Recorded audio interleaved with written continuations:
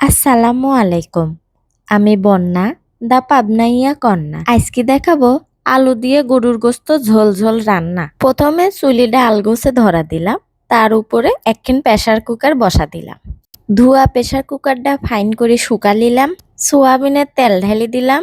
এখন একে একে সব ময় মশলা দিয়ে দেব। প্রথমে পেঁয়াজ কুচি আর রসুন দিয়ে দিলাম।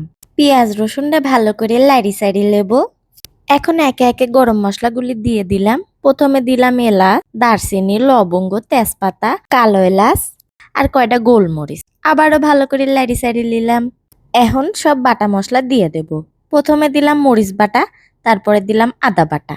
ভালো করে মাখা টাকা দিয়ে দেব জিরি বাটা।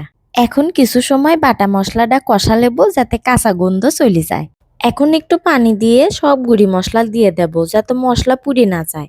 প্রথমে দিলাম হলদির গুঁড়ি, তারপরে দিলাম সজের গুঁড়ি, এখন দেব মরিচের গুঁড়ি। আবারও একটু সময় ভালো করে মশলাটা কষাবো। মনে রেখে যত কষাবে ততকল স্বাদ হবে, বুঝছাও? কষানি শেষ, এখন গরুর গোস্তটা দিয়ে দেব। গরম গরম মশলার সাথে ফাইন করে গোস্তটা মাখা লেবো খুন্তি দিয়ে। বেশ কিছু সময় ভালো করে কষানোর পর এখন আলু দিয়ে দেব। বাড়িতে রাধা গোস্ত আলু ছাড়া ললিদি নামে না, তাই আলু দিলাম। তোমারে যদি ভালো না লাগে তাহলে আলু দিয়ে না।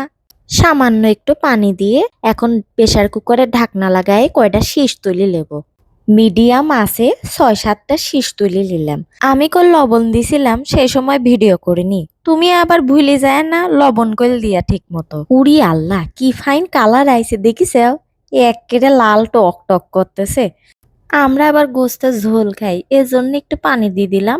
তোমারে যদি মন না কয় তাহলে দিয়ে না। পানি দেওয়ার পর ফাইন করে একটু কিছু সময় বলক তুলে লেব। খাই দেখলাম একটু লবণ কম হয়েছে, এই সময় একটু লবণ দিয়ে দিলাম। নুন ঝাল ঝোল সব একেবারে ঠিক আছে। এখন চুলিটা বন্ধ করে গোস্তটা একখান ডিশে ঢেলে লেব। আস্তে আস্তে তরকারি সব তেল উপরে ভাসে উঠবেনি। এই তো হয়ে গেল গরুর গোস্ত রান্না।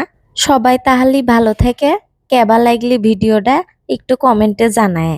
আচ্ছা ঠিক আছে, দেখা হবো নি পরের ভিডিওত। সেই পর্যন্ত আসসালামু আলাইকুম।